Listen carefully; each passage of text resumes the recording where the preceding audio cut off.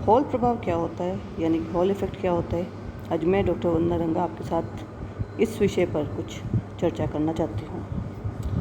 Hall नामक वैज्ञानिक ने 1879 में प्रयोग द्वारा यह ज्ञात किया कि जब किसी चालक प्लेट पर एक दिशा में माना z दिशा में चुंबकीय क्षेत्र लगाया जाता है तथा दूसरी दिशा में माना x दिशा में धारा प्रवाहित की जाती है तो दोनों पर परस्पर लंबवत दिशा में अर्थात y दिशा में चालक के विद्युत क्षेत्र उत्पन्न हो जाता है और इसको हम इस चित्र द्वारा प्रदर्शित कर सकते हैं। इस प्रभाव को हम हॉल प्रभाव कहते हैं। इस प्रभाव द्वारा हॉल ने यह ज्ञात किया कि चालक में आवेश वाहक इलेक्ट्रॉन होते हैं।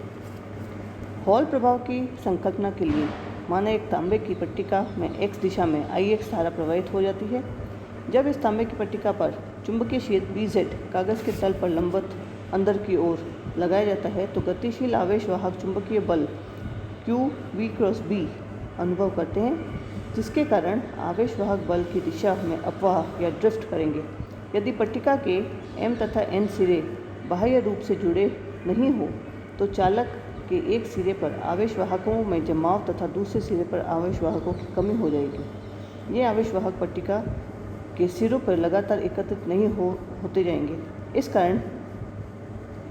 इसका कारण यह है कि आवेश वाहक का विस्थापन अनुप्रस्थ क्षेत्र EH यानी कि अनुप्रस्थ विद्युत क्षेत्र EH उत्पन्न कर देगा, जो चालक के अंदर आवेश वाहकों के अपवाह का विरोध करेगा।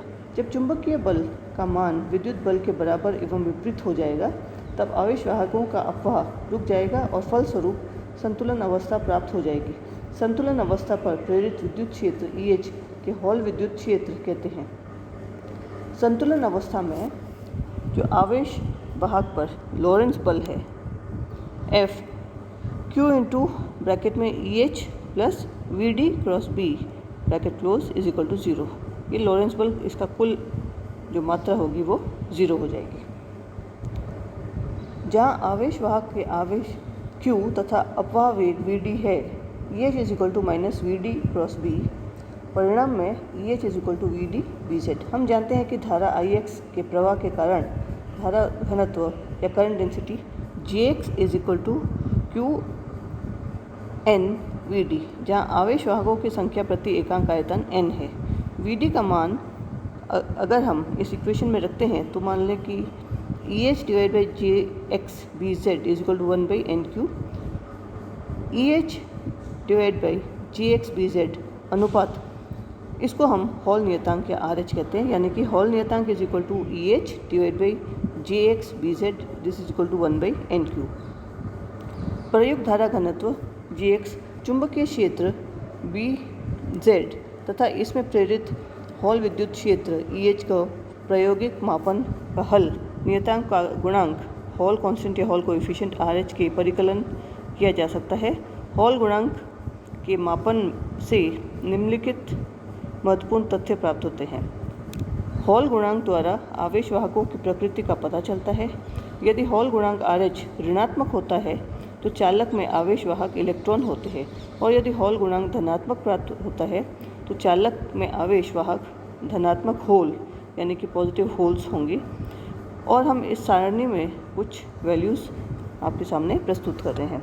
अगर धातु सोडियम है तो इसका जो हॉल गुणांक RH है, जिसकी यूनिट या इकाई voltage metre cube ampere inverse weber inverse into 10⁻⁻10, ये इस इकाई में है।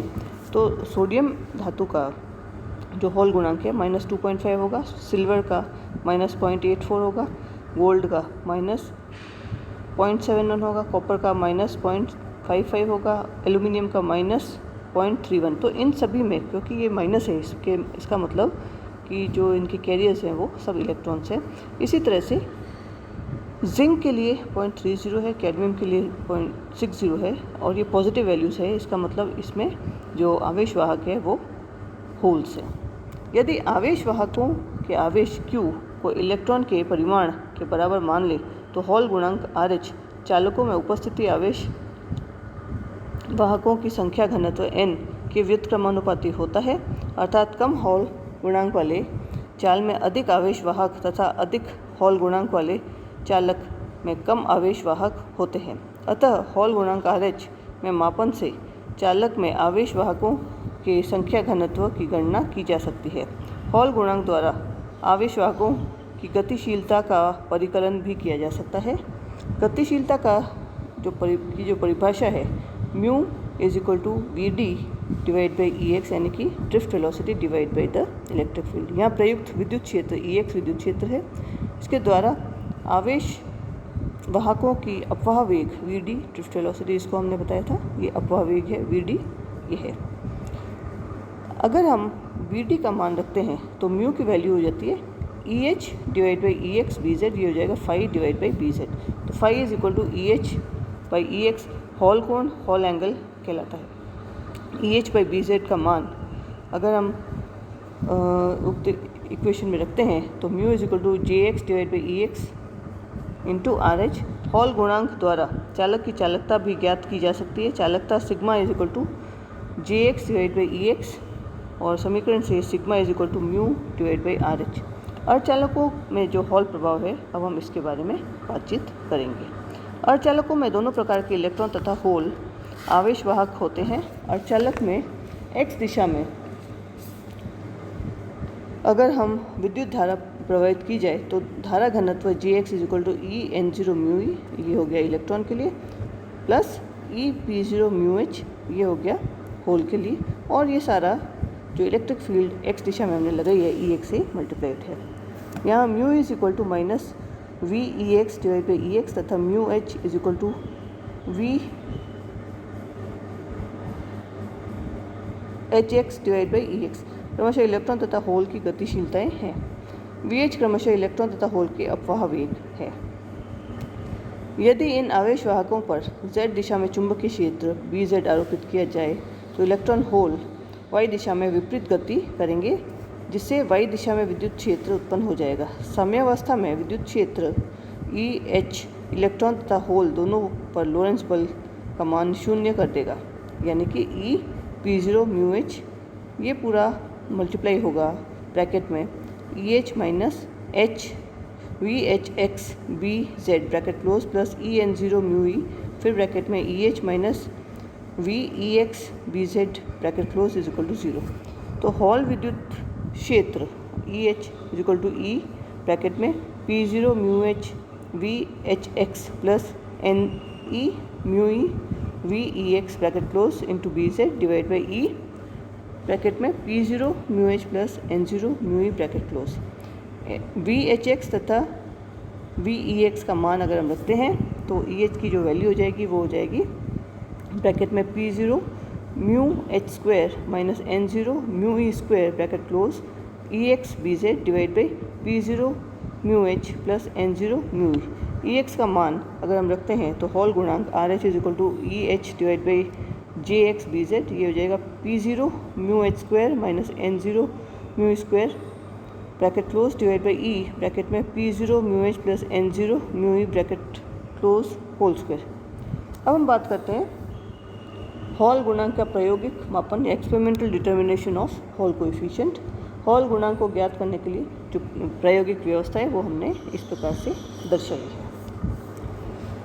जिस पदार्थ का हॉल गुणांक ज्ञात करना हो उसकी लंबाई L, B चौड़ाई और T मोटाई का एक प्रतिदर्श या सैंपल शक्तिशाली चुंबकीय ध्रुवों के बीच में इस प्रकार से रखते हैं कि L B क्षेत्रफल वाला पृष्ठ चुंबकीय क्षेत्र के लंबवत रहे।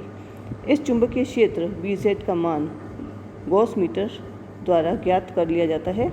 अब BT क्षेत्रफल वाले पृष्ठों पर मध्य धारा IX प्रवाहित की जाती है, जिसका मान प्रतिदर्श के श्रेणी क्रम में लगे एमीटर द्वारा ज्ञात करते हैं।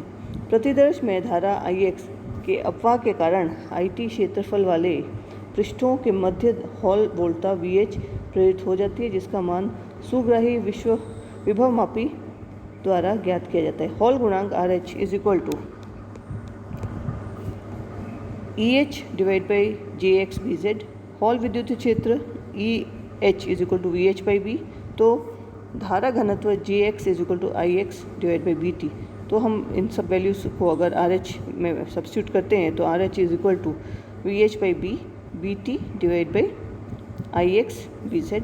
तो इसका मतलब RH is equal to VH T divide by IX B Z.